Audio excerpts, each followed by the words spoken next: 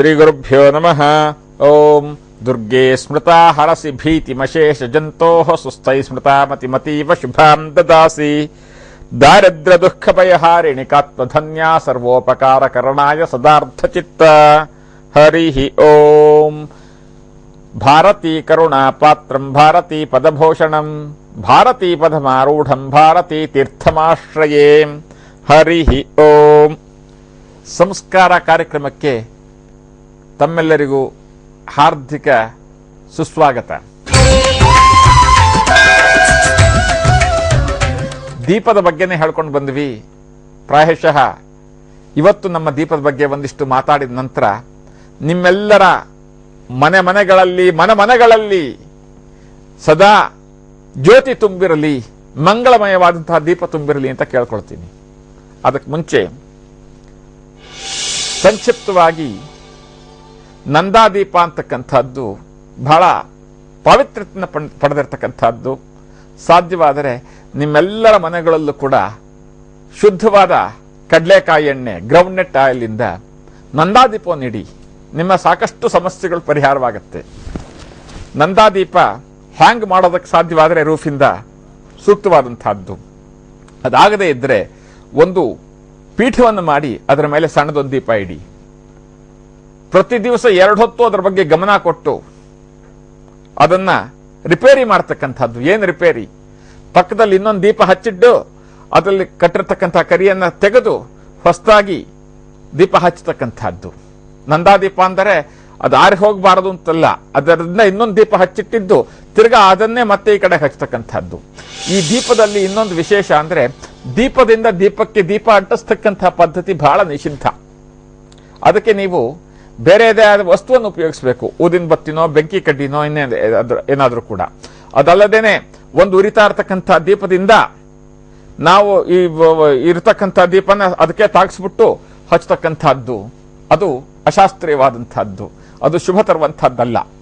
ಅದೇ ರೀತಿಯಲ್ಲೇಯ ದೀಪದ ಎಣ್ಣೆ ಮುಟ್ಕೊಂಡಿರ್ತೀರಾ, ಅದೇನೋ ಎಲ್ಲ ಎಣ್ಣೆ ಹಾಕಿ ಎಲ್ಲ ಸರಿ ಮಾಡ್ತಾ ಇರ್ತೀರಾ. ಕೈ ಹಿಡಿದಿರ್ತಕ್ಕಂಥ ಒಂದು ಎಣ್ಣೆನ ಒರೆಸ್ಕೊಳ್ಳೋದಕ್ಕೊಂದು ಬಟ್ಟೆ ಬಿಟ್ಬಿಟ್ಟು ಅದನ್ನ ತಲೆಗೆ ಒರೆಸ್ಕೊಳ್ತಕ್ಕಂಥದ್ದು ತುಂಬಾ ಕೆಟ್ಟ ಅಭ್ಯಾಸ. ಅದರಿಂದ ನಿಮಗೆ ತುಂಬಾ ದೊಡ್ಡ ಮಟ್ಟದ ದಾರಿದ್ರ್ಯ ಮತ್ತು ಅನಾರೋಗ್ಯ ಪ್ರಾಪ್ತಿ, ದಾರಿದ್ರ್ಯ ಪ್ರಾಪ್ತಿ. ದೇವರ ದೀಪದ ನಿಶೇಷವಾದ ಎಣ್ಣೆಯ ಒಂದಷ್ಟು ಭಾಗ ನಮ್ಮ ಶರೀರಕ್ಕೆ ಹಚ್ಕೊಳ್ಳೋದ್ರಿಂದ ತುಂಬಾ ದುರ್ಗತಿ ಪ್ರಾಪ್ತಿಯಾಗತ್ತೆ.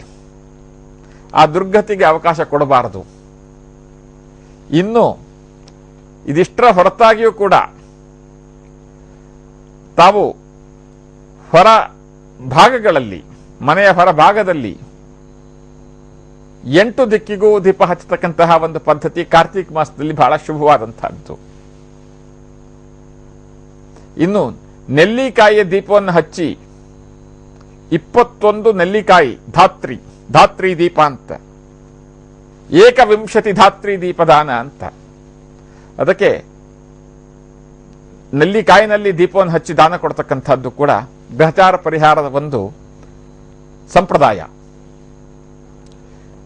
ಇದೆಲ್ಲದರ ಹೊರತಾಗಿ ಯಾವುದೇ ಸಂದರ್ಭದಲ್ಲೂ ಕೂಡ ದೇವಸ್ಥಾನಗಳಲ್ಲಿ ಯಾರೋ ಹಚ್ಚಿಟ್ಟಿರ್ತಕ್ಕಂಥ ದೀಪಕ್ಕೆ ತಾವು ಹೋಗಿ ಎಣ್ಣೆ ಹಾಕ್ಬಿಟ್ಟು ನಂದು ದೀಪ ಸೇವೆ ಆಯಿತು ಅಂತಕ್ಕಂಥದ್ದು, ಅಥವಾ ಇನ್ಯಾರದೋ ದೀಪ ಹಚ್ಚಿರ್ತಕ್ಕಂಥದ್ರಿಂದ ಅಗ್ನಿಸ್ಪರ್ಶ ಮಾಡಿ ನಾವು ತಗೊಂಡು ಹೋಗಿರ್ತಕ್ಕಂಥದ್ದಕ್ಕೆ ದೀಪ ಹಚ್ಕೊಳ್ತಕ್ಕಂಥದ್ದು. ಬೆಂಕಿಪಟ್ಟಣ ನಾವು ತಗೊಂಡು ಹೋಗೋಕ್ಕಾಗಿಲ್ಲ ಅಂತ ಹೇಳಿ ಇನ್ಯಾರದೋ ದೀಪ ಹಚ್ಚಿಟ್ಟಿರ್ತಾರೆ, ಅದರಿಂದ ನಾವು ದೀಪ ಹಚ್ಚತಕ್ಕಂಥದ್ದು ಅಶಾಸ್ತ್ರೀಯ.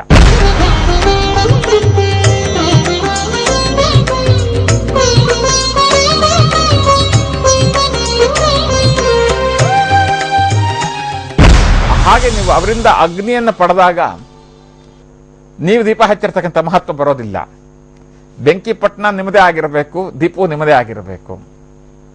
ಅಥವಾ ಬೆಂಕಿಪಟ್ಟಣ ಬೇರೆಯಿಂದ ಬಾರೋ ಮಾಡಿದ್ರು ಪರವಾಗಿಲ್ಲ, ಆದರೆ ಉರಿತಾ ಇರತಕ್ಕಂಥ ದೀಪದಿಂದ, ಬೇರೆಯವರು ಹಚ್ಚಿಟ್ಟಿರ್ತಕ್ಕಂಥ ದೀಪದಿಂದ ಆ ಅಗ್ನಿಯನ್ನ ನೀವು ತಗೊಂಡು ನೀವು ನಿಮ್ಮ ದೀಪ ಹಚ್ಚಿಟ್ಕೊಂಡ್ರೆ ಅದರ ಫಲ ನಿಮಗೆ ಪ್ರಾಪ್ತಿಯಾಗೋದಿಲ್ಲ.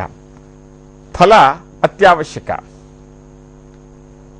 ಆ ಫಲ ಪ್ರಾಪ್ತಿಗಾಗಿ ನೀವು ಯಾರೋ ಹಚ್ಚಿರ್ತಕ್ಕಂಥ ದೀಪದಿಂದ ದೀಪ ಹಚ್ಚತಕ್ಕಂಥ ಪ್ರಯತ್ನ ಪಡಬೇಡಿ.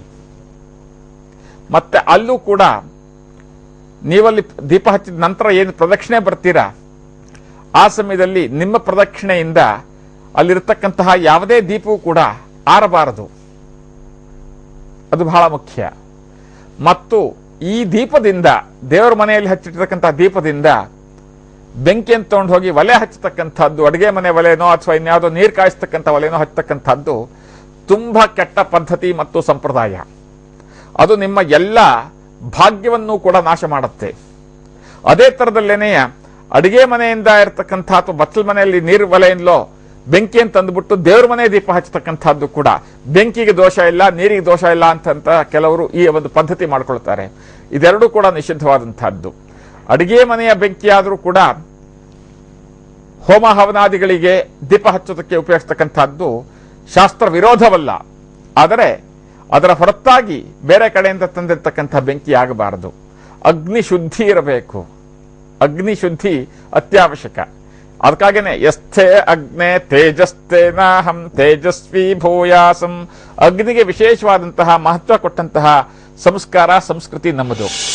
ನಮ್ಮ ಮುಂದಿನ ಸಂಚಿಕೆಯಲ್ಲಿ ಪ್ರಾಯಶಃ ಅಗ್ನಿಯನ್ನ ಯಾವ ರೀತಿ ಆರಾಧನೆ ಮಾಡಿದ್ದಾರೆ ನಮ್ಮವರು, ಅದರ ಮಹತ್ವ ಏನು ಅಂತಕ್ಕಂಥದ್ದು ಹೇಳುವಂಥ ಪ್ರಯತ್ನ ಪಡ್ತೀನಿ. ಸಮಸ್ತ ಸನ್ಮಂಗಳಾನಿ ಭವಂತು.